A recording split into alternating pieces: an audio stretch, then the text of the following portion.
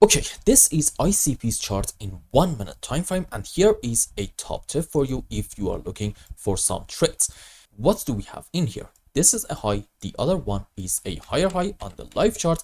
This is a high, the other one is a lower high in MACD. So we are having so far a beautiful bullish divergence, again, only and only in 1 minute time frame. Now, a bullish divergence by itself is a bearish sign suggesting we're going to get a move down. However, the moment that we get a break of the divergence line, at that point we can say this move is going to continue in 1 minute time frame, maybe at quite a bit of a rapid pace. So remember this, we are going to check this chart in 1 minute time frame at the end of the video once more. So with all that aside, hi everyone, welcome back. I hope you're having a great time with your family and loved ones. And in ICP, we finally got a fantastic move on the upside. And if you remember in the previous video, I believe we were somewhere around here. And I was saying, look, we can have a 1-2 big move up into wave 3. And in an ideal scenario, we want to see a correction for 4 and at least another move into wave 5. Now,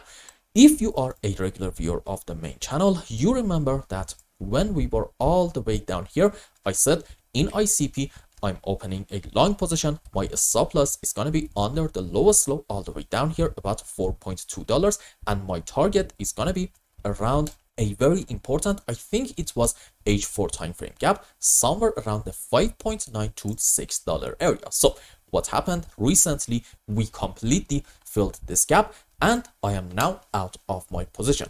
However, this is very important point. Please pay attention. This had nothing to do with what I think about the midterm scenario in ICP. Okay, this was just a very simple short-term trade with a risk to reward ratio of about 1 to 2, and to me made perfect sense to get out of it in here, and I'm going to tell you in a bit why. So what is going on at the moment? Let's go on 15-minute time frame. And again, as per usual, I feel like I should say this in every single video. In my own time, I don't usually go on such lower time frames, but you know, this is for the sake of educational purposes, so I'm thinking it's fine. I still believe this is an impulsive structure up. Now I'm gonna say probably to about here. This is the end of our wave 3 correction for 4, and at the moment we are having a magnificent move on the upside into wave 5, and maybe it's best to go on 5-minute time frame. There we go. So what do we have? A decent move up in this phase with a lot of overlapping of the waves. So what are our options? If you want to be optimistic in like very short term, maybe for the next 24 to about 48 hours, you can actually argue these are like a series of 1-2s, suggesting at the moment we are on our way to complete now a series of wave 3s, meaning this move is going to get extended quite a bit, and it's just far from over. Can we have another scenario? Yes. You can also argue this whole move up is a correction structure, maybe like in form of an A, B, C zigzag, and then we are going to have a 1, 2, 3, 4, 5 wave down. However, right in here, I need you to not be overwhelmingly bearish. Why? Because on higher degree, this might be starting from this point, an A, B, C running flat, and then you are going to see me saying, you know what, maybe this is the correction for our wave 4, and then we're gonna have yet another good move on the upside into wave 5. So for now, based on the things that I'm seeing at the moment, I'm going to argue this move is actually most likely going to continue a little bit more.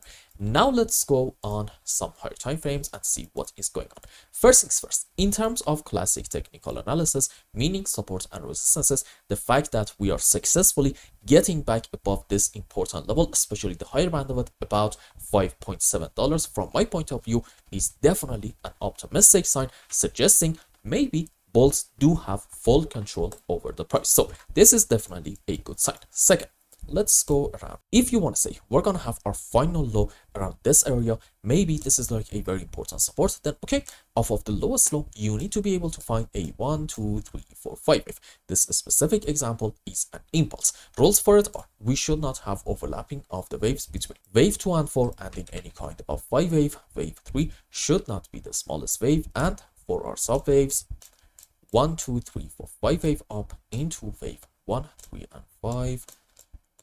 Go, and for wave 2 and 4, we can have many different possibilities. It's not really that important. Let's say, sure, ABC into 4 and a WXY into wave 2. Now, sometimes, okay, we are having like a 1, 2, 3, 4, 5 wave. However, in this phase, you are going to see something like this.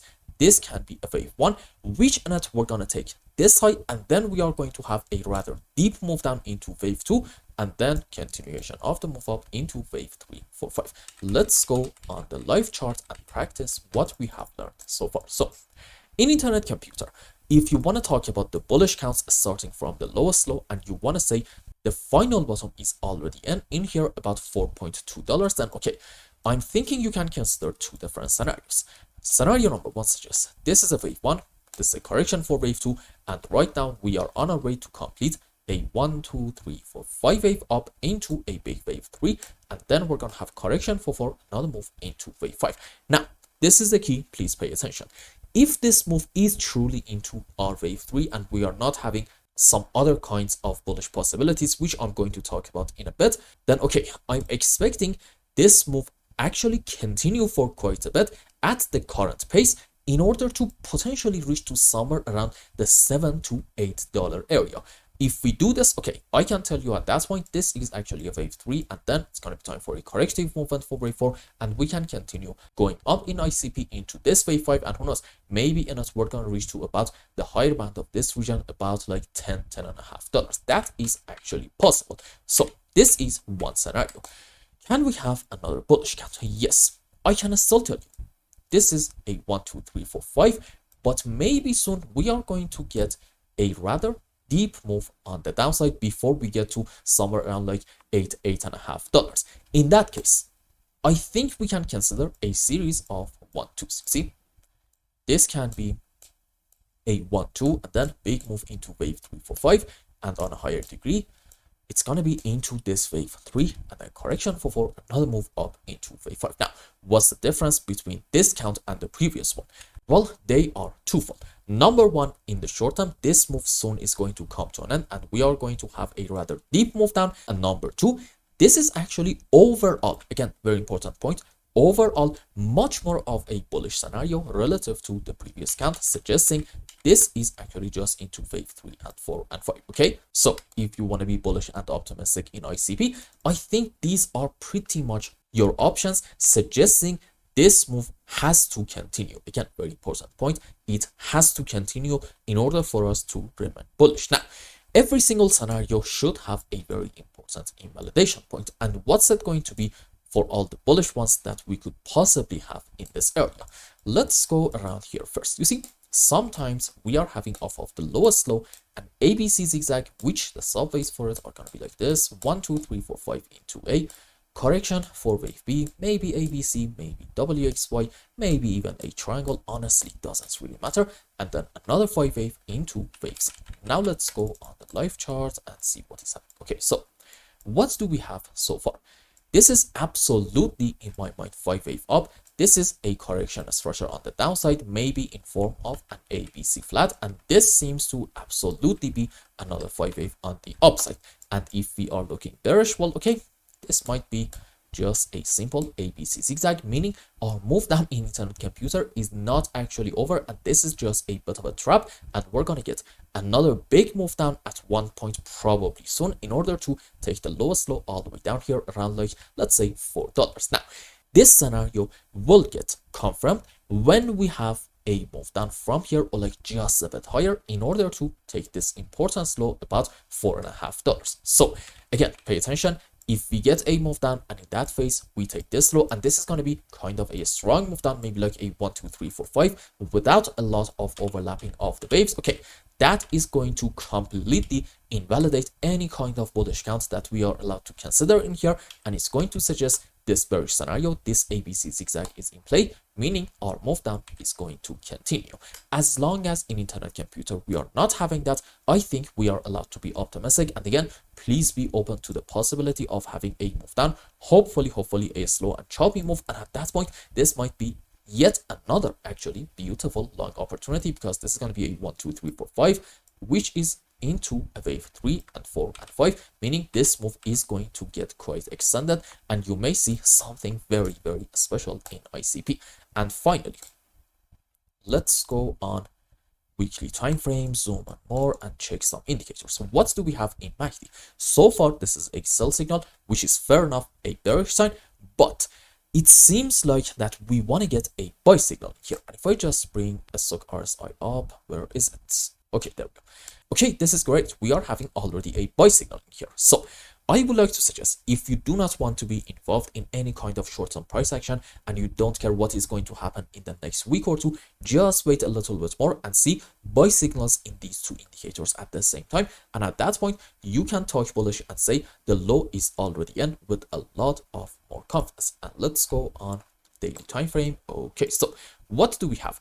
A stochastic RSI is showing a buy signal, which is a good sign, and in MACD we are having the same deal. So overall, there is kind of a bullish theme going on in here. However, in a stoch RSI, we are around the overbought area. So similar to what we had back down here, please consider maybe soon a move on the downside in a stoch RSI, which will most likely translate to also a move down on the live chart. But again, the move down itself is not really that important. You need to pay attention to the shape of it. If we get a correction, that could be a fantastic sign suggesting the 1-2 scenario that we talked about earlier is in play. So for now, again, let me repeat that in ICP, we are allowed to be bullish as long as we are not proven otherwise, meaning as long as we're not having a very strong move down in order to take this low about $4.50.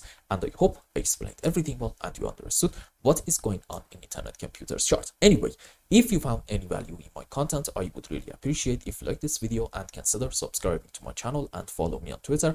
And if you want more, maybe you want a complete analysis for your own specific crypto, or maybe you want to learn some decent TA in order to be able to make good money in the markets, you can become a member and ask me anything you want. And until the next update, I hope you have a wonderful time. Goodbye.